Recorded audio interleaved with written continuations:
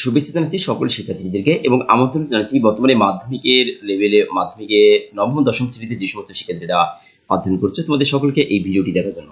এই ভিডিওটি মূলত যে মাধ্যমিক গণিতের সেট ও ফাংশন নামক যে অধ্যায়টি রয়েছে তার প্রথম যে অনুশীলনীটি রয়েছে এই অনুশীলনীটির উদাহরণ বা ব্যাকগ্রাউন্ড যে আলোচনাগুলো রয়েছে অনুশীলনীর পূর্ববর্তী সেই অনুশীলনী পূর্ববর্তী আলোচনাগুলোর ভিতর থেকে সসীম সেট অসীম সেট উদাহরণ ও একটি কাজ রয়েছে 24 নম্বর পৃষ্ঠার, এই কাজগুলো নিয়ে আলোচনা করার চেষ্টা করছি। যদি তোমরা মনোযোগ সহকারে এই ভিডিওটি সর্বশেষ পর্যন্ত ধারাবাহিকভাবে দেখতে থাকো তাহলে অবশ্যই তোমরা সাময়িক একটি ধারণা অর্জন করতে পারবে বলে আশা রাখছি। চলো কথা না বাড়িয়ে আমরা ভিডিওটি দেখার চেষ্টা করি। সসীম সেট প্রথমেই আলোচনা থাকছে আমাদের সসীম সেট। সসীম সেট কি? যে সেটের উপাদান সংখ্যা গণনা করে নির্ধারণ করা যায় তাদেরকে সসীম সেট বলে। যেমন d সমান x y z, e সমান এখানে বলছি 3 6 9 ডট ডট ডট 60। অর্থাৎ এই যে উপাদানগুলো রয়েছে উপাদানগুলো সবগুলোই কিন্তু গুণে আমরা শেষ করতে পারি, এজন্য কারণ এই সর্বশেষ পদটি কত সেটি দেওয়া রয়েছে। এবং পরবর্তী আরেকটি রয়েছে যে f ইকুয়াল x জন্য x মৌলিক সংখ্যা এবং 30 less than x less than 70। অর্থাৎ এর ভিতর থেকে বলছে যে x মৌলিক সংখ্যা হবে কিন্তু সেগুলো কি হবে 30 থেকে শুরু করে 70 এর মধ্যবর্তীগুলো হবে। যদি যেমন এর ভিতরে 30 থেকে শুরু করে 70, এর ভিতরে আমরা 31 কিন্তু আমাদের একটি মৌলিক সংখ্যা হিসেবে দাঁড়ায়, এর 37 একটি মৌলিক সংখ্যা হয়, 43 একটি মৌলিক সংখ্যা হয়। এই ধরনের যদি আমরা হিসাব করে বের করি তাহলে আমরা কিন্তু এখানে 9টি উপাদান অর্থাৎ 9টি পেব এর মৌলিক সংখ্যা, তাহলে কিন্তু আমরা গুণে শেষ করতে পারছি এবং গণনা করে কয়টি রয়েছে সেটা আমরা বের করতে পারছি। কাজে এই যে উদাহরণগুলো রয়েছে প্রত্যেকটি কিন্তু সসীম সেটের উদাহরণ। চলে যাচ্ছি পরবর্তী যেটি রয়েছে অসীম সেট। যে সেটের উপাদান সংখ্যা গণনা করে শেষ করা যায় না তাকে কি বলা হচ্ছে? অসীম সেট বলে। যেমন a ইকুয়াল x জন x বিজোড় স্বাভাবিক সংখ্যা set n equal 1 2 3 4 dot dot dot পূর্ণ সংখ্যা সেট z ইকুয়াল এত বলা হচ্ছে। অর্থাৎ এখানে এই যে ডট ডট এখানে কিন্তু সর্বশেষ উপাদান কত তা কিন্তু আমরা জানতে পারি না, এইজন্য এটি কিন্তু আমরা বলতে পারছি না যে এটি সসীম সেট। কাজে এটি যেহেতু বলতে পারছি না এই জন্য আমরা এর নাম কি দেবো? অসীম সেট। যেহেতু z ইকুয়াল বলা হচ্ছে, যে দেখো এখানে শূন্য বলা হচ্ছে, এখানে 1 2 3 4 ডান দিকে ডট ডট ডট দেওয়া আছে এখানে, তাহলে আবার বাম দিকে বলা হচ্ছে ডট ডট ডট দেওয়া আছে। অর্থাৎ সর্বশেষ ডান দিকে কোন পর্যন্ত গিয়েছে তার কোনো সর্বশেষ হিসাব নাই, বাম দিকের হিসাব নাই, কারণ এরপরে 3 পরে 4 5 6 এরকম রয়েছে, এই বাম দিকে রয়েছে -4 -5 -6 -7 এই ধরনের রয়েছে। কাজে এগুলো সবগুলো কিন্তু আমরা সর্বাধিক কতগুলো মান রয়েছে এর বা কতগুলো সংখ্যা রয়েছে আমরা কিন্তু গুণে শেষ করতে পারছি না, এজন্য এর নাম কি দিয়েছে? আমরা অসীম সেট বলছি। মূলের সংখ্যা set q equal a by b, a ও b পূর্ণ সংখ্যা এবং b নট ইকুয়াল 0। অর্থাৎ মূলের সংখ্যা কতগুলো রয়েছে এগুলো আমরা এটাও কিন্তু শেষ করতে পারি না, কারণ মূলের সংখ্যা অসীম বা অসংখ্য হতে পারে। কারণ p বাই q আকারের সংখ্যাকে মূলের সংখ্যা বলে, a বাই b আকারের সংখ্যাকে মূলের সংখ্যা, a b পূর্ণ সংখ্যা হবে, এরকম আর কি। যে সংখ্যাকে ভগ্নাংশ আকারে প্রকাশ করা যায় বা যায় না তাদেরকে আছে যে সংখ্যাকে a বাই b আকারে প্রকাশ করা যায় অর্থাৎ p বাই q আকারে প্রকাশ করা যায় তাকে বলা হচ্ছে কি? মূলের সংখ্যা বলা হচ্ছে। তাহলে আমরা এই ধরনের মূলের সংখ্যা কিন্তু অসংখ্য পাই, ঠিক আছে? এজন্য এদেরকে কি বলা হচ্ছে? মূলের সংখ্যা সেটকে আমরা অসীম সেটের অন্তর্ভুক্ত করছি। চলে যাচ্ছে উদাহরণ 4-এ। দেখো যে সকল স্বাভাবিক সংখ্যা সেট একটি অসীম সেট। উদাহরণ 4-এ কি বলছে? সকল স্বাভাবিক সংখ্যা সেট একটি অসীম সেট। দেখো কিভাবে হয়।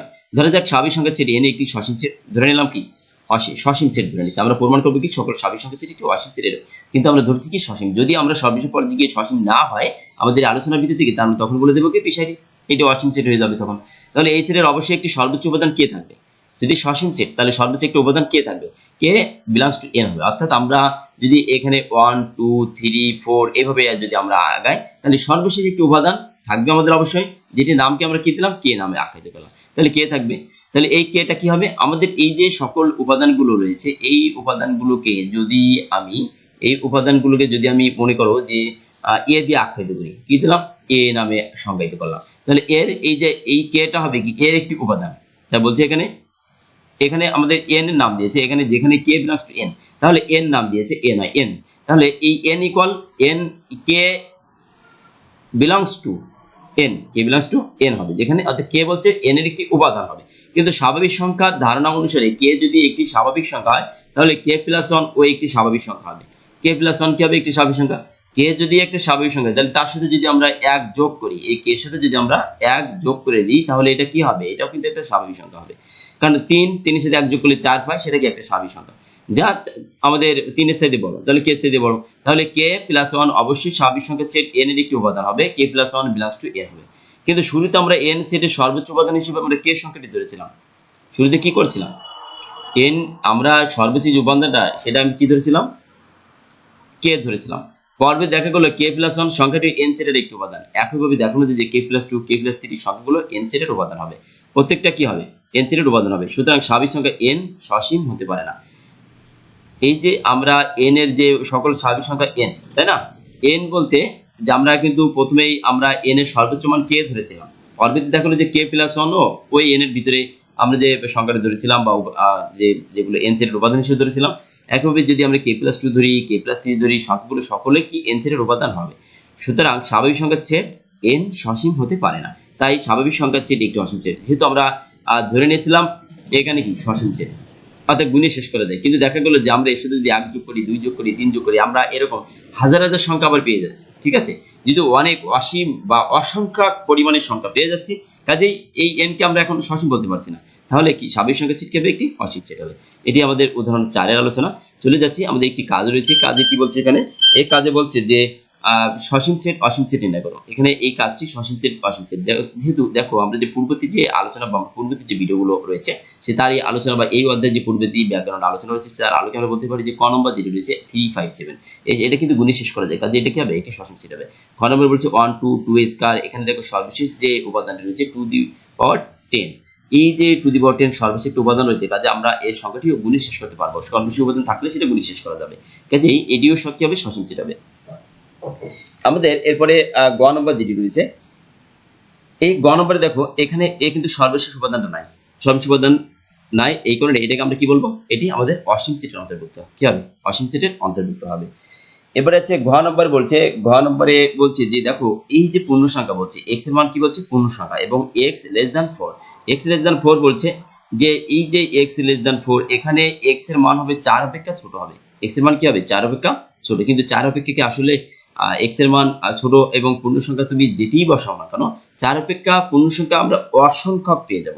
অর্থাৎ যদি তুমি x এর মান -3 হতে পারে, -4 হতে পারে, -5, -10, -1000 হতে পারে, -মিলিয়ন হতে পারে, অর্থাৎ তুমি যেটাই বসাও না কেন x এর মান হিসেবে পূর্ণ সংখ্যার ভিতরে, কারণ আমরা এই যে -1 এর আগে রয়েছে -2 এর আগে রয়েছে -3, অর্থাৎ ডট ডট ডট, এতে তুমি পূর্বে যতদূর যাবে না কেন সবগুলোই কি হবে, অর্থাৎ অসীম সংখ্যক যাওয়া যাবে। ঠিক আছে, এই জন্য আমাদের এই যে মানটা রয়েছে এটা কি হচ্ছে, আমাদের অসীম সেটের অন্তর্ভুক্ত হচ্ছে। এবার কিউ নম্বর, অঙ্গ নম্বর বলছে পি বাই কিউ যেন পি ও কিউ পরস্পর সহমৌলিক এবং কিউ গ্রেটার দ্যান 1, আমরা সহমৌলিক বলছে পি বাই কিউ আকারের, এটা মূলদ সংখ্যাকে একটা সংজ্ঞা, এটা যে সংখ্যাকে পি বাই কিউ আকারে প্রকাশ করা যায় এবং পি ও কিউ পরস্পর সহমৌলিক হবে, কিউ গ্রেটার দ্যান 1 হবে, অর্থাৎ এরূপ সংখ্যাকে আমরা মূলদ সংখ্যা বলে থাকি। মূলদ সংখ্যা আমরা হাজার হাজার তৈরি করতে পারি, ঠিক আছে, অমূলদ সংখ্যা হাজার হাজার তৈরি করতে পারি।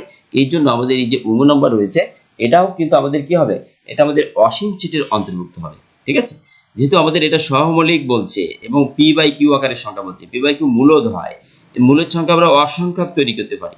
ঠিক আছে, যেমন মনে করি 3/3 একটি মূলদ সংখ্যা, যে কোনো স্বাভাবিক সংখ্যা একটা মূলদ সংখ্যা হয়, হাজার হাজার স্বাভাবিক সংখ্যা রয়েছে সবগুলোকে মূলদ সংখ্যা দেয়। 3/1 এটাকে একটা মূলদ সংখ্যা গেল, আবার 5/1 এটাও কিন্তু একটা মূলদ সংখ্যা গেল, আবার 3/4 এটা একটা মূলদ সংখ্যা গেল। তাহলে এই ধরনের সংখ্যা আমরা অসংখ্যক তৈরি করতে পারি, কারণ প্রত্যেকটি স্বাভাবিক সংখ্যা ওইটা মূলদ হয়।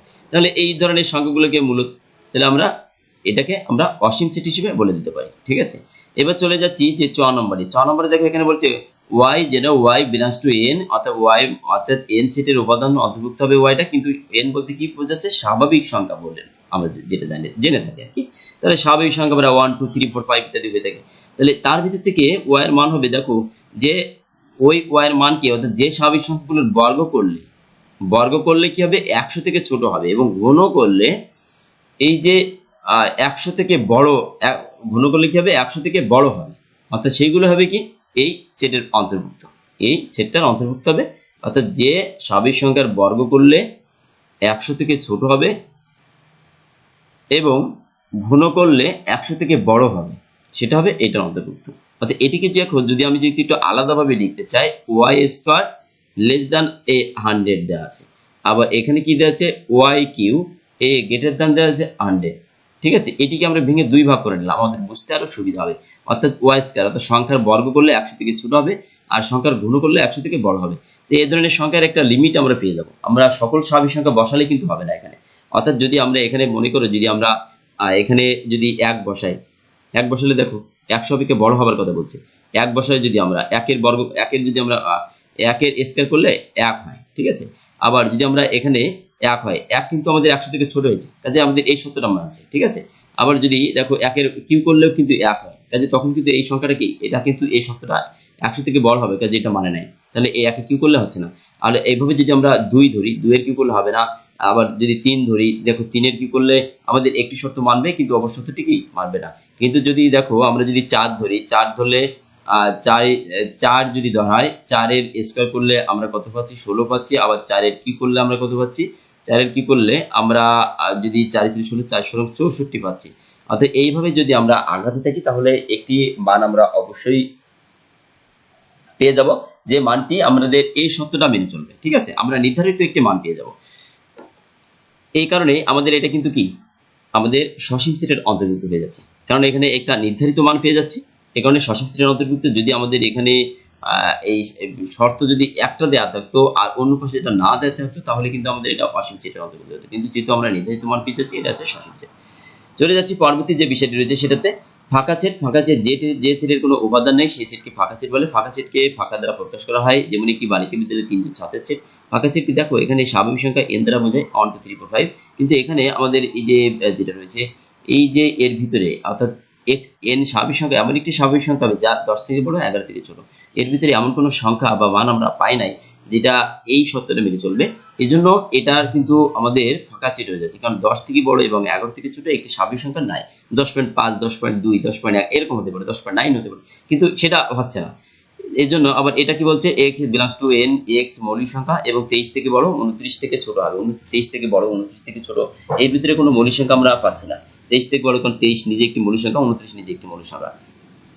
এর ভিতরে যে সংখ্যাগুলো রয়েছে 24 25 26 27 28, এই সংখ্যাগুলো প্রত্যেকটা কি যৌগিক সংখ্যা, কাজে আমরা এর ভিতরে কোনো সংখ্যা পাচ্ছি না, কাজে এই সংখ্যাটি কি হচ্ছে, ফাঁকা সেট হয়ে যাচ্ছে। তাই ফাঁকা সেটকে কি দ্বারা প্রকাশ করা হয়, অর্থাৎ একটি শূন্য দিয়ে এরকম কেটে দিবে, তাহলে ফাঁকা সেট হয়ে যাবে। ঠিক আছে, শূন্য দিয়ে একটা ফাঁকা কেটে দিলে সেটা কি হবে, ফাঁকা হয়ে যাবে। চলে যাচ্ছি ভেন চিত্রটা কি। এখানে ভেন চিত্রটা বলছে যে আমাদের ভেন চিত্র যেটা বলছে, এখানে ভেন চিত্র বলতে একটি সংখ্যাগুলিকে চিহ্নের মাধ্যমে দেখানো। তো এখানে ভেন চিত্র, এখানে জন ভেন 1834 থেকে 1923 সেটের কার্যবিধি চিত্রের সাথে প্রকাশ করেন। এতে বিবেচনাধীন সেটগুলোকে সমতলে অবস্থিত বিভিন্ন আকারে জ্যামিতিক চিত্র, যেমন আয়ত, বৃত্ত, ত্রিভুজ ব্যবহার করা হয়। জন ভেনের নামানুসারে ভেন চিত্র আখ্যায়িত করা হয়। এই ভেন চিত্র যখন আমাদের একটি উদাহরণ রয়েছে সর্বশেষ দিকে, সেইটি তোমরা এই ভিডিওতে অন্য একটি ভিডিওতে অবশ্যই পাবে, তখন এটা ভালোভাবে আলোচনা করে দিব। এখানে আমাদের পরবর্তী যদি এখানে উদাহরণ নাই, এই জন্য আলোচনা করছি না। উপছেদ চলে যাচ্ছে। উপছেদে বলছে যে a = ab একটি ছেদ, এই ছেদের উপাদান থেকে ab উপছেদগুলো গঠন করা হয়। আবার কোনো ছেদের উপাদান না নিয়ে ছেদ গঠন করা যায়। এখানে গঠিত ab ছেদ প্রত্যেকটি এ ছেদের উপছেদ। উপছেদটা বলতে একটি ছেদকে ভেঙে আমরা যতগুলো সংখ্যা তৈরি করতে পারি, ঠিক আছে, সবগুলো কি হবে, ওই ছেদের উপছেদ বলা হবে। যেমন আমাদের এখানে কি ছিল, ab ছিল, তাই এখানে কি লেখা আছে, ab নিজে একটা উপছেদ লেখা আছে। তারপর a শুধুমাত্র a একটা হবে, শুধুমাত্র b একটা হবে, আর কোনো কিছু না নিয়েই একটা ফাঁকা ছেদ গঠিত হবে। তাহলে ab আর একটা ফাঁকা ছেদ উপছেদ প্রত্যেকটা, অর্থাৎ এই জায়গায় মানগুলো আমরা যেগুলো পেয়ে যাচ্ছি, অর্থাৎ একটা সবগুলিকে একটা ফাঁকা সেট হবে। এ সেটের উপছেদ। সুতরাং কোনো সেটের থেকে যতগুলো সেট গঠন করা যায়, এদের প্রত্যেকটি ওই সেটকে ওই সেটের উপছেদ বলা হয়। যতগুলো সেট গঠন করা উপছেদ বলা। উপছেদের চিহ্ন এটা, এই চিহ্নটা ভালো করে মনে করে রাখবে, কারণ বহু নির্বাচনী প্রশ্নের ভিতরে হয়ে থাকে যে নিচে কোনটি উপছেদের চিহ্ন। তাহলে তখন এই যে ইউ এর মতো থাকবে, অর্থাৎ একটু স্বর্ণরেখার ইউর ভূমিতে একটু কাজ করা থাকবে, এবং নিচেতে যদি দাগ দেওয়া থাকে, তাহলে এটা কি উপছেদের চিহ্ন। তাহলে নিচের কোন উপছেদের চিহ্ন, এইটা হচ্ছে উপছেদের চিহ্ন। যদি বি সেট এ সেটের উপছেদ হয়, তবে বি উপছেদ এ, অর্থাৎ যেটা উপছেদ, যার উপছেদ সেটা পরে থাকবে, আর যে উপছেদটা হবে সেটা আগে থাকবে। তাহলে বি সেট যদি এর উপছেদ হয়, তাহলে এ কে পরে দিব, তাহলে বি উপছেদ এ লেখা হয়। বি এ সেটের উপছেদ, অর্থাৎ বি ইজ সাবসেট হবে। বি ইজ সাবসেট হবে। তোমরা যদি ইংরেজিতে বলতে চাও, তাহলে এইভাবে দিতে পারো, বি সাবসেট হবে। উপরের সেটগুলোর মধ্যে এ বি সেট এর সমান। প্রত্যেকটি সেট নিজের একটি উপছেদ, আবার যে কোনো সেট থেকে ফাঁকা সেট গঠন করে, ফাঁকা সেট যে কোনো সেটের উপছেদ। তাহলে প্রত্যেকটা সেট আমরা এখানে ধারণা করছি একটা, যে প্রত্যেকটা সেট কি হবে, একটা নিজের একটি উপছেদ হবে। প্রত্যেকটা সেটই নিজের একটি উপছেদ, আবার ফাঁকা সেট কি প্রত্যেকটা সেটের উপছেদ হবে, যে কোনো সেটের উপছেদ হবে ফাঁকা সেটটা। ধরে পি সমান, এখানে বলছে পি সমান 1 2 3, কিউ সমান এত, আর সমান এত হলে পি কিউ আর প্রত্যেকটা পি এর উপছেদ। এখানে পি কিউ আর প্রত্যেকটা কি, এই যে পি আর কিউ প্রত্যেকটা, এই যে পি এর উপছেদ। দেখো এখানে আমাদের এই যে কিউ আর, পি কিউ এবং আর এর প্রত্যেকটা, তাহলে পি কিউ এবং আর প্রত্যেকই পি এর উপছেদ। এখানে বলতে চাচ্ছে যে এই যে আমরা যদি 1 2 3 এটাকে যদি উপছেদ না করি, দেখো 1 2 এখানে 3 এরকম থাকলো, তারপর কি আসবে 1 আর 2 আসে, 1 2 1 3 আসে, অন থ্রি, অর্থাৎ 1 2 3 1 2 1 3 আর 2 3 1 3, আরেকটা কি হবে 2 এই 3 আসলো। এবার কি হবে এক একটা করে যদি গঠিত হয় 1 একবার আসলো, এখানে কমার প্রয়োজন নাই, এখানে ভিতরে প্রত্যেকটার ভিতরে যদি আমরা কাছাকাছি লিখি তাহলে অবশ্যই দিতে হবে। আচ্ছা 1 2 একটা হবে, এরপরে 3 একটা হবে, আরেকটা কি হবে ফাঁকা সেট হবে। তাহলে এই যেগুলো হলো এই প্রত্যেকটা কি হবে, প্রত্যেকটা আবার এই পি এর একটি কি উপসেট হবে প্রত্যেকটা। তাহলে আমাদের এখানে বলছে 2 3, 2 3 কোথায়, এই 2 3 রয়েছে, এই 2 3 অর্থাৎ এই যে পি সেটের এই সবগুলো কিন্তু পি সেটের উপসেট, এই যে সবগুলো এই যে এগুলো লেখা হলো সবগুলো কি পি সেটের উপসেট।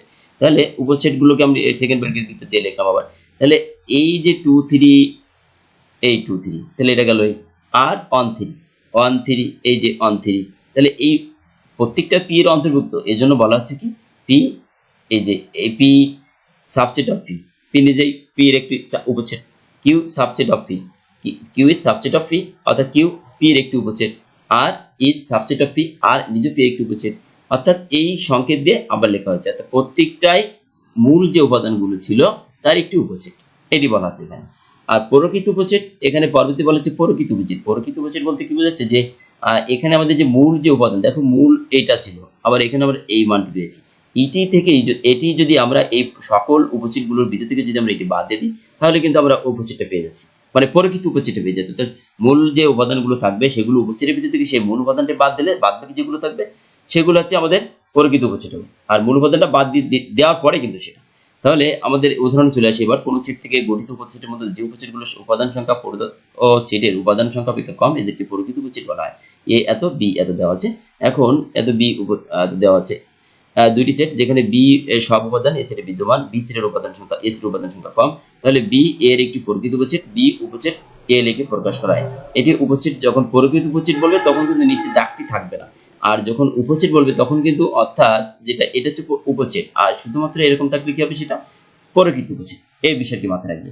এবং উপসেট কি প্রকৃত উপসেট কি আমরা এই উদাহরণ 5টি যদি ভালো করে বুঝে দেখি তাহলে অবশ্যই আরো একটি সামগ্রিক ধারণা পেয়ে যাবো। এটি দেখি এই পি এ কে পি এর সমান দেওয়া আছে, মানগুলো আমরা প্রথমে এখানে ভেঙে নিলাম উদাহরণ 5 থেকে। তাহলে মানগুলো যদি ভাঙাই আমরা তাহলে প্রথমেই এই সবগুলোই পি দিয়ে দিলাম, এই ঠিক আছে সবগুলো ভেঙে নিলাম। এখন এই যে সবগুলো ভেঙে দিলাম, ভেঙে দেওয়ার পরে দেখো এই যে এক্স ওয়াই সেট দিলাম, এক্স ওয়াই জেড, আবার এক্স ওয়াই এক্স আর ওয়াই মিলে একটা, এক্স আর জেড মিলে একটা, এক্স ওয়াই এক্স জেড একটা, ওয়াই বাদ দিয়ে আবার ওয়াই জেড একটা, X Y X Z Y Z দিয়ে দিলাম। এক্স নিজে একটা থাকবে, ওয়াই নিজে একটা থাকবে, জেড নিজে একটা থাকবে, আরেকটা যদি ফাঁকা সেট প্রত্যেক সেটের একটা উপসেট সেট দিয়ে দিলাম। এখন যদি আমরা উপসেটগুলো বাছাই করি তাহলে এই পি এর প্রকৃত উপসেট সমান প্রকৃত উপসেট সম, তাহলে এই যে উপাদান এই উপাদানটা থেকে আর এই উপাদানটা একই হওয়ার ফলে এই উপসেট সকল উপসেট থেকে যদি আমি এই উপসেটটা যদি বাদ দিয়ে দিই তাহলে বাদ বাকি এই যেগুলো থাকছে আমার এগুলো হচ্ছে কি আমার সব মিলে প্রকৃত উপসেট, আর যখন এইটা এর সঙ্গে থাকবে তখন এগুলো সবাই মিলে প্রকৃত উপসেট হবে না, অর্থাৎ মূল উপাদানটা বাদ দেওয়ার পরে যেটি থাকবে সেটা হচ্ছে কি প্রকৃত উপসেট। তাহলে আমরা প্রকৃত উপসেটে বুঝলাম। তাহলে দেখো আরেকটি বিষয় যে কোনো সেটের উপাদান সংখ্যা n হলে ওই সেটের উপসেটের সংখ্যা 2n, প্রকৃত উপসেটের সংখ্যা 2n - 1। তাহলে এটি একটি সূত্র আকারে তোমরা অবশ্যই মনে করে রাখবে, বিষয়টা খুবই গুরুত্বপূর্ণ এই লাইনটা তোমাদের জন্য, কারণ এর আলোকে বহু নির্বাচনী প্রশ্ন হবেই বলা যায়, বা এই আলোকে পরীক্ষাতে সৃজনশীল প্রশ্নের ভিতরে একটা প্রশ্ন চাওয়া হয় 2 মার্ক বা 4 মার্কের জন্য। তাহলে সেটা কিভাবে কি বলছে এখানে যে আমাদের দেখো এখানে এই উপসেট যদি বলা হয় পি সমান এক্স ওয়াই জেড, তাহলে এর প্রকৃত উপসেটের সংখ্যা কয়টি হবে, আমরা 1 2 3 রয়েছে, তাহলে 2 এর পাওয়ার আমরা 3 দিয়ে দিলাম, তাহলে 2 এর কি করলে আমরা 8 পাই, তাহলে পি এর উপসেট সংখ্যা হবে কত 8টি, কয়টি হবে 8টি। দেখো এখানে 8টি রয়েছে, 1 2 3 4 5 6 7 8টি রয়েছে, ঠিক আছে। তাহলে কোন সেটের উপসেট যদি আমাদের উপাদান সংখ্যা এখানে মনে করো যদি বলা হয় যে এ সমান যদি বলা হয় 1 2 3 4 এরকম যদি বলতো, তাহলে এখানে এর উপসেট সংখ্যা কয়টি রয়েছে 1 2 3 4টি রয়েছে, তাহলে আমরা 2 এর পাওয়ার 4 দিয়ে দিলাম, তাহলে এখানে 2 এর পাওয়ার 4 দিলে অর্থাৎ 16 হয়। তাহলে এই যে এর উপসেট সংখ্যা যদি বলা হয় কত, তাহলে 16টি হবে, ঠিক আছে। এটাকে যদি আমরা 16টি এখানে লেখা লাগবে, যদি আমরা এটাকে বিন্যাস মানে ভেঙে ভেঙে লিখি, উপসেট সবগুলোকে যদি বের করে লিখি। এখন যদি বলা হয় তাহলে প্রকৃত উপসেট কি হবে, প্রকৃত উপসেট হবে আমরা কিছুক্ষণ আগে বুঝলাম যে মূল উপাদানটা যদি এই উপসেট থেকে বাদ দেয় তাহলে বাদ বাকি যেগুলো থেকে যায় সেগুলো হচ্ছে আমাদের প্রকৃত উপসেট। তাহলে সে একটাই বাদ দেবে, যেহেতু মূল উপাদান একটা এক জায়গাতে আমাদের দেওয়া থাকবে, তাহলে এই যে মানটি ছিল 2 এর পাওয়ার 3 সমান এখানে 8 হয়েছে, আমাদের এখান থেকে যদি 1 বাদ দিয়ে দেওয়া হয় তাহলে কিন্তু আমরা প্রকৃত উপসেট পেয়ে যাই, কারণ এখান থেকে একটি বাদ যায়, তাহলে 2 পাওয়ার n মাইনাস কত 1, তাহলে সেই সূত্রের লোকে 2 দি পাওয়ার 3 - 1 আসে, তাহলে কত একটি কম হবে, অর্থাৎ যদি সূত্র আলোকে এটা, তাহলে 8 - 1 সমান কত? এই 7 পাচ্ছি। ঠিক আছে, 8 - 1 সমান 7 পাচ্ছি। তাহলে এটা হচ্ছে আমাদের উত্তর। এই সূত্রটা যেটা বলতে চাচ্ছি সেটাই। আশা করি ভিডিওটির মাধ্যমে সামান্যতম ধারণা দিলেও দিতে পারছি। এই ভিডিওটি যদি ভালো লেগে থাকে বা নতুন কোনো কিছু শিখে থাকো তাহলে অবশ্যই চ্যানেলটি সাবস্ক্রাইব করবে। ভিডিওটি দেখার জন্য সকলকে ধন্যবাদ।